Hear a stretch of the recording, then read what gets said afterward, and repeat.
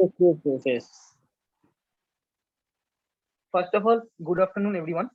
Me and my friend Anand Rudro has made a presentation about biomass energy. Now I am going to talk about it. Next slide.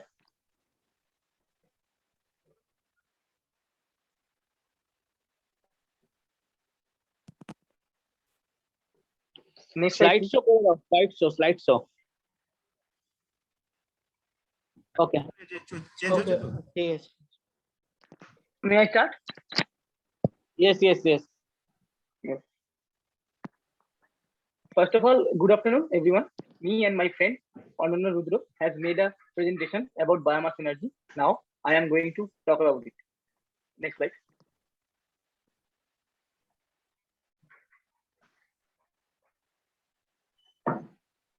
So here is the introduction and some the index what we have made in the presentation.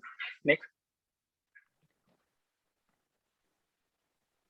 Uh, so first of all, we have to know what is the biomass energy.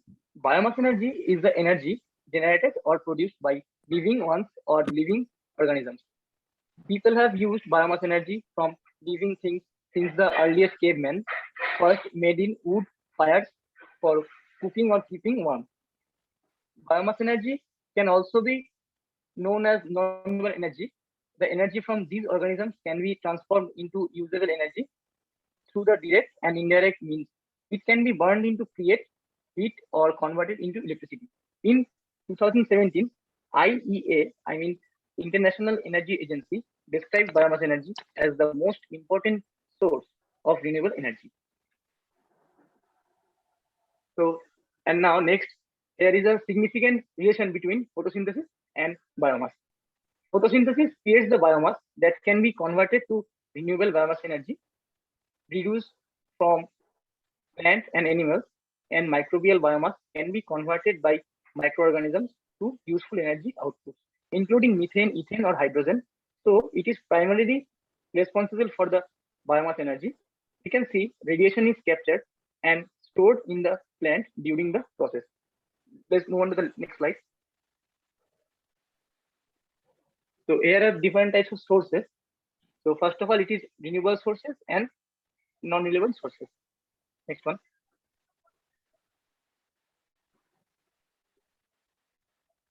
Here the definition of, first of all, what is renewable energy? These energies includes any energy generated from natural resources that is infinite or constantly renewed. Example like solar energy, wind energy, and hydropower, etc. And what is non-renewable? It is the finite source of nature. It can't be readily replaced by a natural means. There are four. Next one. So you can see there are major four types of non-renewable energy sources. That is oil, natural gas, coal, and nuclear energy. Oil, natural gas, and coal are the collectively called fossil fuels. Fossil fuels were formed within the earth from dead plants and animals over the millions of years. So that is called fossil fuel. Next one. So we have to know what is the thing of biomass. I think you all know that biomass is the plant or animal material used as fuel to produce electricity or heat or such kind of energy. Examples are wood, crops, waste from forest, yards, or farms. Since biomass is technically can be used as a fuel directly, some people use the terms biomass and biofuel interchangeably. Okay, so let's see the different types of biomass. Next one, please. So you can see there are many types of biomass. I mean many sources. That is field plantation, urban wastage, industrial biomass, and forest biomass, aquatic. Next one. So the same thing we have classified. So now I can like to introduce the same thing. That is, what is the field and plantation biomass? So there are like example, crops, stalks, straws, leaves, barks, trunks, and some food wastage like seeds, etc. So actually, what is the urban wastage? Actually, they are mainly found in the town site, like sewage sludge, municipal solid, and kitchen wastage. So what are the industrial biomass? whatever is used in industry, actually like agro-industrial processing biomass. There are wastes in husk, fermented microbial mass, etc. Wood pulp and paper shaving, mainly used in paper industry, we all know. And the next one is what is forest biomass. So there are many things like forest debris and animal carcass. They are mainly used in biomass. And the last most important, this aquatic biomass, very important. It is like seaweed, freshwater weeds, dead fishes, and microalgae blooms. Next slide, please. This is another important topic here, that is biomass energy conversion. So there are various processes like we use to convert the biomass into energy or biofuel. Can be classified as follows. First of all, it is direct combustion, thermochemical combustion, and biochemical conversion. Next slide, please. So what is direct combustion? It is also called incineration. Direct combustion is a process where biomass is burned in open air or in presence of excess air. Generally, direct combustion is carried out inside a furnace, steam turbine, or boiler in a temperature of 800 degrees Celsius to 1000 degrees Celsius. Next slide. You can see here there is a schematic diagram of direct combustion. There are so many important components and the basic components of the power plant. You can see here condenser, the furnace, the steam turbine, and a generator for generate the electricity. Next one. So next, our topic is what is thermochemical conversion? It is considered as the simplest route of microalgae conversion into biofuel when compared to chemical and biochemical process. It is also classified into two processes. First of all, it is gasification, and second one is pyrolysis. Next one, please. So here is the part. What is gasification? It is the process of heating of biomass in presence of limited oxygen and deficient air. It produces gaseous fuels like hydrogen, carbon monoxide, methane, nitrogen, which have very low calorific value. Next one, please.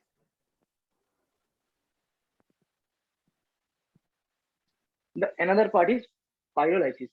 It is the thermal decomposition of biomass into highly heterogeneous gases, liquid, and some solid intermediate in the absence of oxygen. So it is occurred in a temperature of approx 500 degrees Celsius from 900 degrees Celsius. Let's move on to the next slide. Here is the third part of conversion, that is biochemical conversion. Biochemical conversion involves the use of enzymes of bacteria or other microorganisms to break down the biomass and transform it into useful energy like methane, ethane gases. It also can be classified. First of all, it is fermentation or aerobic digestion. And second one is anaerobic digestion. So next. So first of all, we have to know what is fermentation. It is the process of decomposition of complex molecules of organic compounds under the influence of microorganisms. So here is an example of producing ethanol and CO2 from sugar crops in the presence of yeast. Next one, please. And the second part, it is what is anaerobic digestion. The process involves the conversion decaying wet biomass and animal waste into biogas through decomposition process by the action of anaerobic bacteria. So what are the examples of anaerobic bacteria? So I think you all know that Pseudomonas, Bacillus, Mycobacterium, etc. The rest of the part of this presentation will be explained by my friend Ananya. Ananya, please start.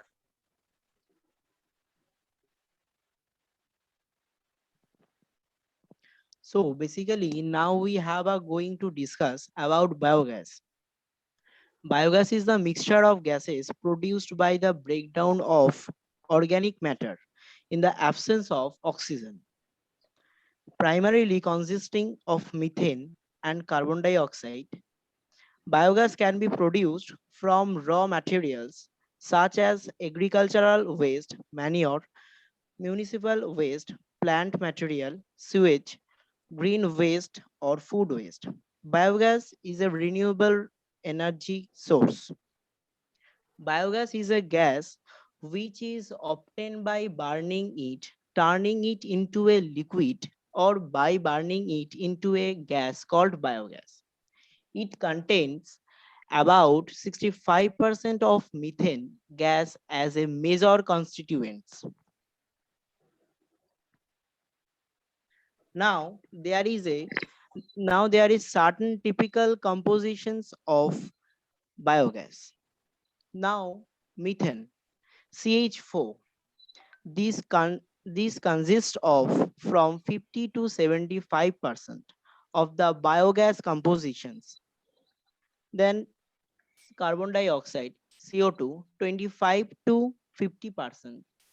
Nitrogen N2 constitute of 0 to 10%, and hydrogen H2 constitute of 0 to 1%. Hydrogen sulfide H2S 0 to 3%, and O2 is very rarely found. Now there is certain fuel properties of biogas. It has calorific value of 60% methane, 22.350 to 24.22 mj meter cube. Without CO2, 33.525 to 35.390 mg per meter cube. Octane rating without CO2 130, octane rating with CO2 110. And there are other situations like ignition temperature 650 degrees centigrade, air to methane ratio for complete combustion by volume 10 to 1, explosive limits to air by volume 5 to 15. Now, why should we use biomass energy and what is the main advantages of using it? First one is indigenous source. Second one, economic development opportunities in rural areas. The pollutant emissions from combustion of biomass are usually lower than those from fossil fuels. Commercial use of biomass and improve fertility of soil. Now the Now the environmental advantages of biogas are different. For example, renewable resource, reduce landfills, protect clean water supplies, reduce acid rain and smog, reduce greenhouse gases, carbon dioxide and methane.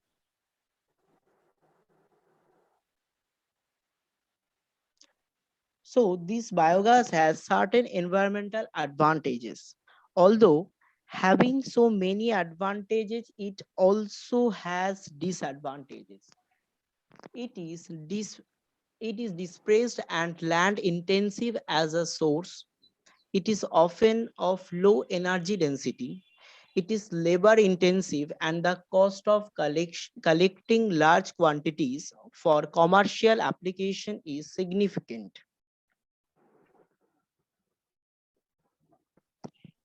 Now we will be discussing about the municipal solid waste to energy incineration plant.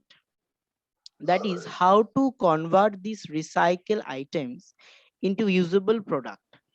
Now in this side, we explaining about the entire process of the conversion. The last slide is the conclusion that my friend Prashanto will say.